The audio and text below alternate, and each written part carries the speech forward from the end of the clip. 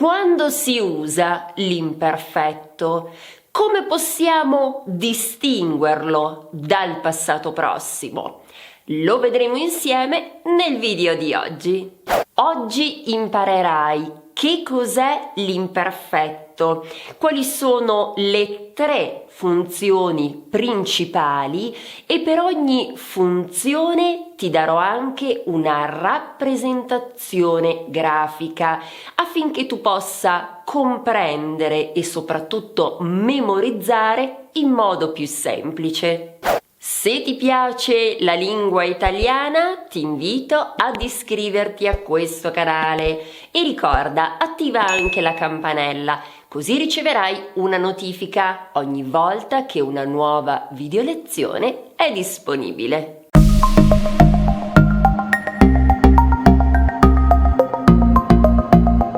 Benvenuto o benvenuta a Italiano con Eli. Io sono Elisabetta e oggi sono qui per risolvere un dubbio amletico. Quando si usa l'imperfetto? Cominciamo dall'inizio. L'imperfetto è un tempo verbale che serve per parlare di azioni o eventi passati.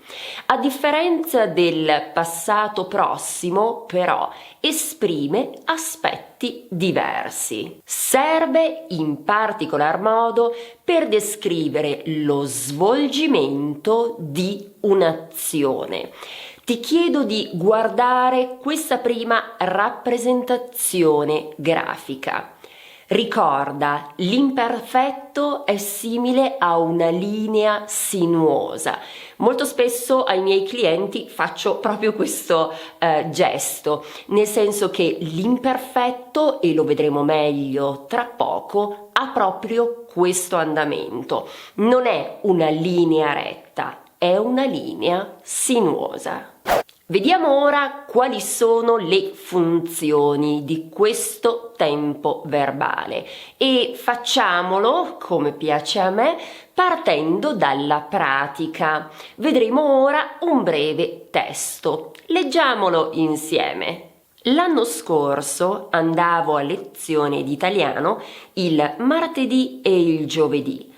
Le lezioni cominciavano alle 19 e finivano alle 21. Dopo le lezioni andavo sempre a bere qualcosa con i miei compagni di corso. Allora, secondo te, quando si usa l'imperfetto? Si usa per parlare di azioni ripetute o abituali, ovvero fatte molte volte. Ci sono dei riferimenti precisi sul quando sono avvenute queste azioni? No, queste azioni sono piuttosto vaghe nel tempo, nel senso che non è precisato l'inizio o la durata o la fine. Vediamo ora una rappresentazione grafica che utilizzo molte volte con i miei clienti e che loro trovano estremamente efficace. Vediamola insieme. L'imperfetto si usa per esprimere azioni passate che si ripetono per abitudine, la cosiddetta routine nel passato. Non c'è un riferimento temporale preciso. Come vedi, si tratta di azioni vaghe nel tempo, in quanto l'inizio, la durata o la fine non sono precisati. Ecco qualche esempio. L'anno scorso andavo in palestra ogni settimana. O ancora, quando eravamo piccoli noi andavamo sempre al mare. Ricorda che spesso, in questo caso, il verbo è accompagnato dalle seguenti espressioni di tempo. Normalmente, di solito, spesso, sempre, da bambino oppure da bambina, che significa quando ero bambino, quando ero bambina, quando ero piccolo, quando ero piccola, quando ero giovane, tutti i giorni. Vediamo qualche altro esempio. Da bambina giocavo sempre a nascondino. Quando ero piccola avevo paura del buio. Di solito il sabato sera andavamo al cinema. Questo video ti sembra interessante? Allora ti chiedo di mettere un mi piace e di condividerlo con i tuoi amici. Passiamo ora alla seconda funzione, o meglio al secondo aspetto. Leggiamo insieme un breve testo. Mia nonna si chiamava Anna. Era bassa e magra, portava i capelli corti. Abitava in campagna. La sua casa era piccola, ma bella. Era una persona molto allegra e generosa. Quando si usa l'imperfetto? Si usa per descrivere le caratteristiche di persone, oggetti e situazioni. Attenzione però, perché possiamo descrivere anche con il passato prossimo, quando ci riferiamo a un periodo di tempo definito. Vediamo qualche esempio. La nonna ha portato i capelli lunghi durante l'adolescenza. O ancora, la nonna ha abitato per un breve periodo anche in città. O ancora, la casa della nonna è stata gialla per molti anni, poi però lei ha deciso di dipingerla di rosso. Come vedi, in questo caso abbiamo delle azioni delimitate nel tempo. Vediamo anche qui la spiegazione da un punto di vista grafico. L'imperfetto si usa per descrivere una situazione, uno scenario passato. Esempio, eravamo in una spiaggia bellissima, c'erano poche persone e noi ci sentivamo felici e rilassati. Passiamo ora alla terza funzione, che ha a che fare con l'aspetto continuativo dell'imperfetto. Cominciamo con un primo esempio. Ieri sera, mentre Carla puliva il pavimento, suo marito lavava i piatti e i bambini leggevano un libro. Secondo te, quando si usa l'imperfetto? Serve per parlare di azioni contemporanee oppure anche simultanee, che significa che avvengono nello stesso momento.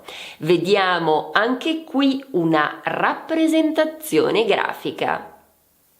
L'imperfetto si usa quando si vogliono esprimere delle azioni continue e parallele che si sovrappongono in un periodo di tempo. Esempio, ieri sera mentre guardavo la TV, Paolo faceva i compiti.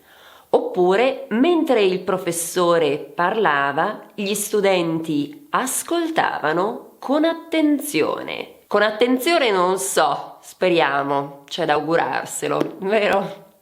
Vediamo ora un secondo esempio, sempre legato alla seconda funzione.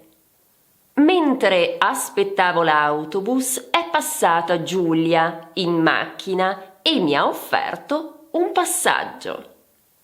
L'imperfetto si usa per parlare di un'azione che si inserisce all'interno di un'altra azione iniziata prima. Allora, l'azione iniziata prima è il contesto, è la situazione, deve essere espressa all'imperfetto, e invece l'azione che si inserisce va al passato prossimo perché rappresenta il fatto, ovvero ciò che è successo. Vediamo anche qui una rappresentazione grafica. Tra l'altro, se ti sembra che in questo momento ci sia più luce, non è un'illusione ottica, è che finalmente c'è il sole. Ho iniziato a registrare il video molto presto, stamattina, quando era ancora buio.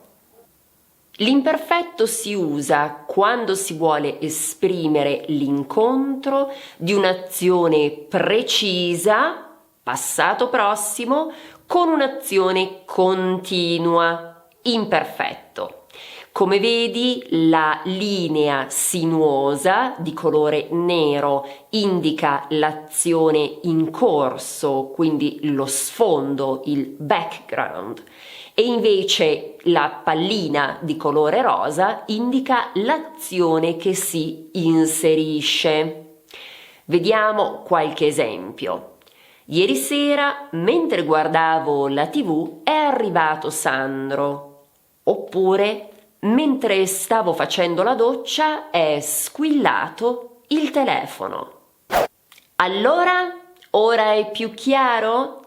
Se sì, ti chiedo di dimostrarmelo scrivendo un esempio per ogni funzione nei commenti. Ti ricordo che abbiamo visto l'aspetto abituale, l'aspetto descrittivo e l'aspetto continuativo. Mi raccomando, lascia i tuoi esempi nei commenti. Ti ricordo anche che se lo vuoi puoi iscriverti alla mia newsletter. È gratuito e ti manderò un'email in italiano una volta in settimana, così avremo modo di conoscerci un po' meglio. Trasforma il tuo sogno italiano in realtà. Grazie dell'attenzione. Ci vediamo la prossima volta, sempre su Italiano con Eli.